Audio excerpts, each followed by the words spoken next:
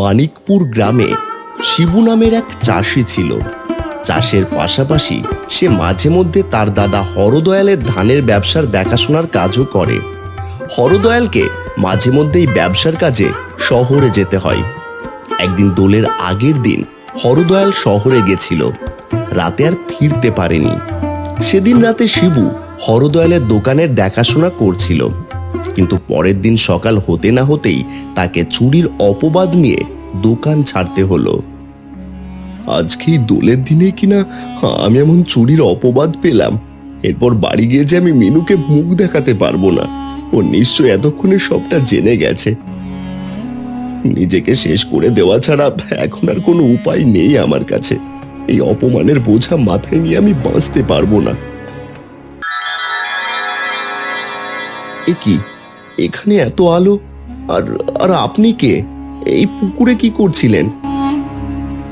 আমি এই পুকুরেই থাকি। এই শান্তি পুকুরের শান্তি আমি। মানে শান্তি পুকুরের মানে? এই পুকুরে আমি বিরাজ করি। এই পুকুর কোনো পাপের সাক্ষী থাকে না। সেখানে দাঁড়িয়ে তুমি কিনা এখানে নিজের প্রাণ দেওয়ার মতন পাপ করছো। আমি জানি আত্মহত্যা মহাপাপ, কিন্তু আমার কাছে যে কোনো উপায় নেই। ওরা সবাই মিলে আমাকে মিথ্যে অপবাদ দিয়েছে। আমি সবটাই জানি, তবে মৃত্যুর পথ বেছে নেওয়াটা কোনো সমাধান না। তবে আমি কি করব? আমাকে যে কেউ বিশ্বাসই করে না। এই ধানের ছড়াটা নিয়ে তুমি এই গ্রাম থেকে বেরিয়ে নিজে কিছু করার চেষ্টা করবে। যারা তোমাকে অপমান করেছে তাদের থেকেও বেশি টাকা রোজগার না করা অবধি এই গ্রামে ফিরবে না। আর এই ধানের ছড়াটাকে কোনোদিনও হাতছাড়াও করবে না। আরও বেশি টাকা উপার্জন করে গ্রামে না ফিরলে এই ধানের ছড়া নিজে থেকেই উধাও হয়ে যাবে। কিন্তু আমি বেশি টাকা কিভাবে আয় করব? আমার কাছে যে কোনো পুঁজি নেই। এই গ্রাম থেকে বেরিয়ে পথ খোঁজো, নিশ্চয়ই পথ পাবে। দেখতে দেখতে 8 বছর কেটে গেল। শিবুর ছেলে গোপালের বয়স এখন 12 বছর হয়েছে। গ্রামের অধিকাংশ লোক বিশ্বাস করে যে শিবু মারা গেছে, কিন্তু মিনু সেই কথা মানতে চায় না। সে এখনো তার স্বামীর জন্য অপেক্ষা করে চলেছে। ও মা, রোজই শুধু ভাত খেতে ভালো লাগছে না, কালকে ভালো কিছু রান্না করো না। আগের মাসের বাড়িওয়ালার ভাড়া দেওয়া হয়নি।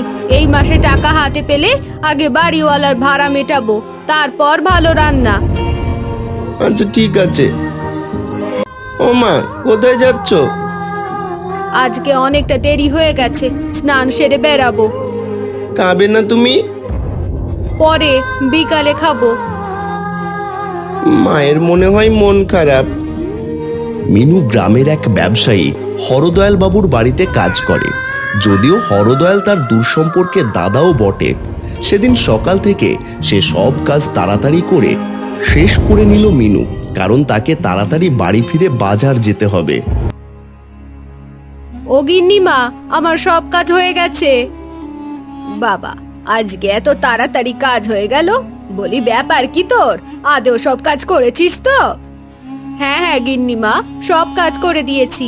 আসলে আজকে আমার একটু বাড়ি যাওয়ার তাড়া আছে। ও, এই ব্যাপার। তাহলে তো আরোই বাড়ি যেতে দেওয়া আছে। আর বলছিলাম গিন্নিমা, আমার কাজের টাকাটা আজকে দিয়ে দিলে খুব ভালো হতো। আসলে আগের মাসের টাকাটা না পেলে বাড়ি ভাড়া মেটাতে পারছি না। বাড়ি ভাড়া নাকি কালকে হোলির কেনাকাটা? হ্যাঁ, তুই কি আমাকে এতটাই বোকা ভাবিস নাকি? না না গিন্নিমা, অমন কিছুই নয়। আমরা যে হোলি খেলি না গিন্নিমা। উফ, কেন অকারণে মিথ্যে বলছিস মিনু? সত্যি আমরা হোলি খেলি না গিন্নিমা। আসলে হোলির দিনই গোপালের বাবা নিখোঁজ হয়ে গেছিল, তাই তারপর থেকে আমরা আর হোলি খেলি না। ঠিক আছে ঠিক আছে, আর অত বাজে বকতে হবে না। কালকে আমাদের বাড়িতে দোল উৎসব, তাই পুরো উঠোন পরিষ্কার করে সাজিয়ে তারপর তুই বাড়ি যাবি। উঠোন আমি সকালে পরিষ্কার করেছিলাম গিন্নিমা। তাতে কি হয়েছে, আবার করবি? কিন্তু আমার যে একটু তাড়া ছিল। বলি, এতই যখন তাড়া, তাহলে এক কাজ কর, কাল থেকে আর কাজে আসতে হবে না। না না, অমন বলবেন না গিন্নিমা, আমি করে দিচ্ছি। সব কাজ করে দিচ্ছি। এত সহজে যে আমার হাত থেকে তো নিস্তার নেই মিনু। অনেক পুরনো প্রতিশোধ নেওয়া যে এখনো বাকি আছে। কি ব্যাপার গোপাল, তুই এখানে কি করছিস? আমি একটু বসে খেলছিলাম। তোর যত সব বাজে খেলা খেলি, কাদামাটি ঘাটা, ছি নোংরা। কি করব বল, আমার যে মাটির জিনিস বানাতে ভালো লাগে, তারপর এটা রং করে এটা নিয়ে খেলা করব, তোকেও একটা বানিয়ে দেব। না না, আমার এসব ফালতু নোংরা খেলা লাগবে না। বাবাকে বললে আরো অনেক ভালো ভালো খেলনা আমাকে এনে দেয়। আচ্ছা, তুই কি আমার সাথে খেলতে এলি? না না, আমার বাড়ি বয়ে গেছে তোর সাথে খেলতে। মা এমনিও তোর সাথে মিশতে আমাকে বারণ করেছে। ও তারপর কালকে রং খেলবি তো?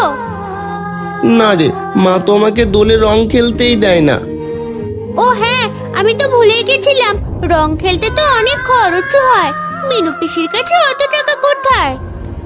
না না, আসলে দোলের দিন আমার বাবা হারিয়ে গিয়েছিল তো, তাই মা তারপর থেকে আমাকে আর রং খেলতে দেয় না। ওসব ফালতু কথা। কবে তোর বাবা হারিয়ে গেছে তার জন্য তোকে রং খেলতে দেবে না কেন? ওটা একটা অজুহাত, আসল কথা টাকা নেই। কি জানি। যাক গিয়ে বাদ দে ওসব, আমি বরং যাই। তোর সাথে কথা বলতে কেউ দেখে নিলে বাড়িতে বকা খাবো। ও বাবা, তুমি কোথায় হারিয়ে গেলে? তুমি থাকতে কেউ আমাদের এভাবে অপমান করতো না, কিন্তু এখন সবাই যা নয় তাই বলে যায়।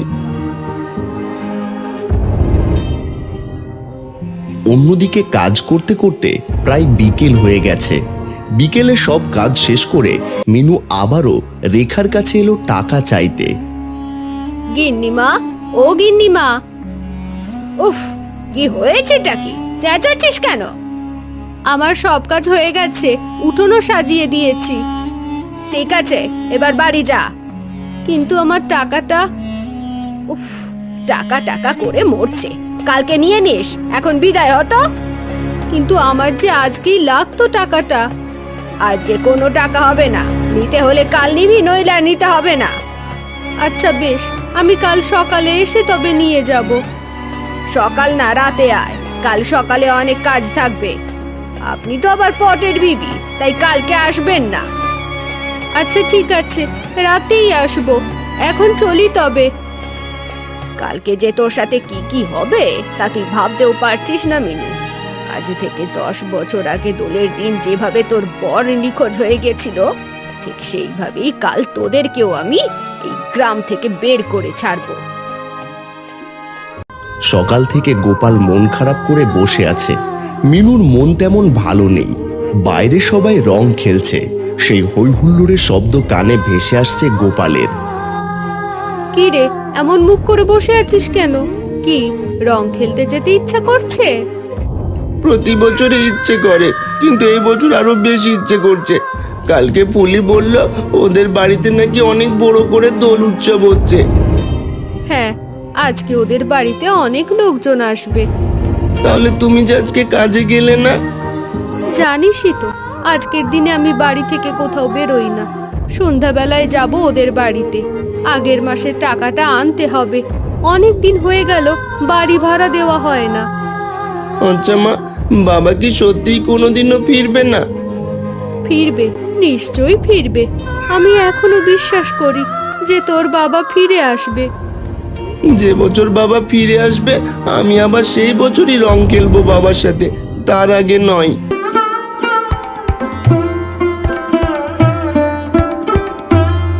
না, আমি বরং আমার কাজটা সেরে আসি। ও নগেন কাকা, কি খবর আপনার? ও বৌমা, তুমি? এই বেশ চলে যাচ্ছে। তা এখন কি করেন কাকা? কি আর করবো বৌমা, এখন বয়স হয়েছে আর তেমন কাজ করতে পারি না। দুটো বাড়ি বানিয়েছি, ওই ভাড়া দিয়ে চলছে। ও তা বেশ। আমার একজন ভাড়াটে তোমার এখানেই কাজ করে, তুমি হয়তো চিনবে। কে বলুন তো কাকা? ওই যে মিনু। ও, ও তো আমার কাছে কাজ করে না কাকা। সে কি, আমাকে যে বললো তোমার কাছে কাজ করে। হ্যাঁ কাকা, করতো, কিন্তু আর বলবেন না, হাত টানে স্বভাব আছে। আমার বাড়ি থেকে যে কত কিছু চুরি করেছে তার কোনো ঠিক নেই, তাই এখন ছাড়িয়ে দিয়েছি। দেখুন না, আজ ওই জন্যই একা হাতে সবটা করছি। সে কি গো, ও যে এখন আমার 2 মাসের বাড়ি ভাড়া দেয়নি, তাহলে কি? কি বলেন কি? এইসব লোকের কাছে কেউ বাড়ি ভাড়া বাকি রাখে? না না, আজকে বাড়ি ভাড়া আদায় করতে হবে। মিনু, এই মিনু, বেরিয়ে আয় বলছি ঘর থেকে। কি হলো কাকা বাবু, আপনাকে এত উত্তেজিত লাগছে কেন? উত্তেজিত হব না তো কি করবো? 2 মাসের টাকা দিস না কবে থেকে? চেয়ে চেয়ে মুখ যে আমার ব্যথা হয়ে গেল। আজকে সন্ধ্যায় দিয়ে দেব কাকা বাবু। আমি যেখানে কাজ করি ওখানে আমাকে আজকে টাকা দেবে বলেছে। আমি এত কথা শুনতে চাই না, এক্ষুনি আমার টাকা চাই। অনেক আজ দিচ্ছি কাল দিচ্ছি শুনেছি, আর না, এক্ষুনি দে। কাকা বাবু, এখন যে আমার কাছে টাকা নেই, আমার টাকা কাজের বাড়ি থেকে এনে তারপর আপনাকে দিতে হবে। কোন কাজের বাড়ি? ওই তো হরদয়াল দাদার বাড়িতে। ওদের বাড়িতে তুই কাজ করিস? ফের মিথ্যে কথা বলছিস। বেশ বেশ, তবে চল, এক্ষুনি টাকা চেয়ে দিবি। কাকা, আজকে হোলির দিনে আমি বাড়ি থেকে বেরোই না। আমি এত ফালতু কথা শুনতে চাই না, হয় এক্ষুনি টাকা দিবি, নইলে সব জিনিসপত্র নিয়ে আমার বাড়ি থেকে বেরোবি। আচ্ছা আচ্ছা, ঠিক আছে, আমি এখনই যাচ্ছি। সারাদিন রং খেলার পর রেখাদের বাড়ি থেকে একে একে সবাই নিজেদের বাড়িতে ফিরছিল। ভিড়ও অনেকটা কমে গেছে। দূর থেকে দেখলো মিনু আর নগেন বাবু আসছে। সর্বনাশ করেছে, এখন তো উনি ঘরে আছেন। শহরে যাবেন বলেছিলেন যখন, তখন ঘর থেকে বের হতে পারে। উনি একবার বেরিয়ে আসলে আমার সব পরিকল্পনা ভেস্তে যাবে। না না, ও এই তো গিন্নিমা, বলছি আমার টাকাটা এখন একটু দিয়ে দিন না। নগেন কাকা সেই 2 মাস ধরে আমার কাছে টাকা পায়, আমি তাহলে এখন দিয়ে দেব ওনার টাকাটা। কিসের টাকা? গিন্নিমা, আমার 2 মাসের মাইনেটা চাইছি। তুই তো কোনো টাকা পাস না আমার কাছে, আর আমি তো তোকে কাজে ছাড়িয়ে দিয়েছি। কি করতে এসেছিস এখানে? এসব আপনি কি বলছেন গিন্নিমা? আপনি তো বললেন আজকে সন্ধ্যাবেলা এসে টাকা নিতে। ও মা গো, কি মিথ্যে কথা বলতে পারে! দেখুন কাকা, দেখুন মুখের সামনে দাঁড়িয়ে কেমন মিথ্যে কথা বলছে। আমি এত ফালতু কথা শুনতে চাই না, হয় এক্ষুনি টাকা দিবি, নইলে সব জিনিসপত্র নিয়ে আমার বাড়ি থেকে বেরোবি। সে আপনি টাকা পান, আপনি বুঝে নিন কাকা, আমি আর বেশি কিছু জানি না। অযথা এর মধ্যে আমাকে জড়াবেন না। কিন্তু গিন্নিমা, আপনি আমাকে টাকাটা না দিলে আমি ওনাকে কিভাবে টাকাটা দেব? সেটা তো আমার দেখার বিষয় নয়। তুই আমার কাছে কোনো টাকা পাস না, ব্যাস। গিন্নিমা, গিন্নিমা, আমার কথাটা একবার শুনুন। গিন্নিমা, গিন্নিমা, গিন্নিমা শুনুন, আমার টাকাটা দিয়ে যান গিন্নিমা। এই যে, এবার আমার টাকাটা দাও তো দেখি। আমার কাছে যে টাকা নেই। আমি 2 মাস ধরে তোমার সাথে মজা করছি নাকি? টাকা নেই যখন, তখন এক্ষুনি আমার বাড়ি থেকে বেরো তুমি। এমন করবেন না কাকা বাবু, আজকের দিনে আমি ওইটুকু ছেলেকে নিয়ে কোথায় যাব বলুন তো? সেটা তুমি বুঝে নাও, আমি যাচ্ছি, গিয়ে এক্ষুনি তোমার জিনিসপত্র ঘর থেকে বের করছি। এরপর নগেন বাবু মিনুদের বাড়ির দিকে যেতে থাকে। মিনু তাকে আটকানোর অনেক চেষ্টা করে, কিন্তু পারে না। এরপর মিনু অন্য জায়গা থেকে টাকা জোগাড় করতে গেছিল। এর মধ্যেই নগেন বাবু 2টো ছেলে এনে জোর করে মিনুদের ঘর থেকে সব জিনিসপত্র বের করে ফেলে দিতে শুরু করে। ফেলবো না তো কি করবো? ফেলবো না তো কি করবো? মাগনায় থাকা আমি বের করছি। এই গ্রামে চোরের কোনো জায়গা হবে না।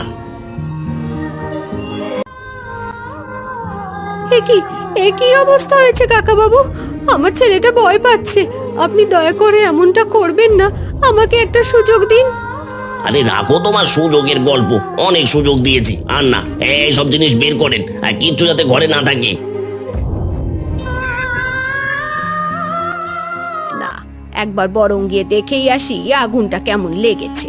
আগের বারের রঘুকে আত্মহত্যা করতে বাধ্য করতে, আর এবার এদেরকে এই গ্রাম ছাড়া হতে বাধ্য করব। তারপর এই বাড়ি সব সম্পত্তি শুধুই আমাদের। এই তো কান্নাকাটির আওয়াজ পাচ্ছি, মনে হয় আগুনটা লেগেই গেছে। না, এই জিনিস ছাড়া যাবে না। নিজের চোখে না দেখা অবধি ঠিক শান্তি হচ্ছে না। এতটুকু বাচ্চাকে নিয়ে আমি এখন কোথায় যাব? সে জাহান নামে যাও গে, আমার দেখার দরকার নেই। টাকা মারার সময় এসব মনে ছিল না? এই চলো চলো সব এখান থেকে। একদিন এইভাবে চুরির অপবাদ দিয়ে তোর বরকেও মরতে বাধ্য করেছিলাম। সে এমন অপমানিত হয়েছিল যে বাঁচারও সাহস পায়নি। তোরও এমন অবস্থা হবে রে মিনু। এরপর নগেনবাবু গ্রামের সবাইকে এই কথা জানায়। সবাই সেদিন বিকেলে গ্রামের বটতলার কাছে জড়ো হয়। তারা সবাই মিলে সমানে মিনুকে চোর আর চিটিংবাজের অপবাদ দিতে থাকে। রেখাও সেখানে গিয়ে উপস্থিত হয়। সেই ভিড়ের মাঝে রেখা হঠাৎ করে বলে উঠল, যেমন বর তার তেমন বউ। বরটা তো চিটিংবাজি করে গ্রাম ছাড়া হলো, আর খোঁজ পাওয়া গেল না। ও এখন দেখি সেই পথই নিয়েছে। ও মোটেও চিটিংবাজ ছিল না। এরকম উল্টো পাল্টা কথা আপনি বলবেন না ওর নামে। হ্যাঁ, সেই যত বড় মুখ নয় তত বড় কথা।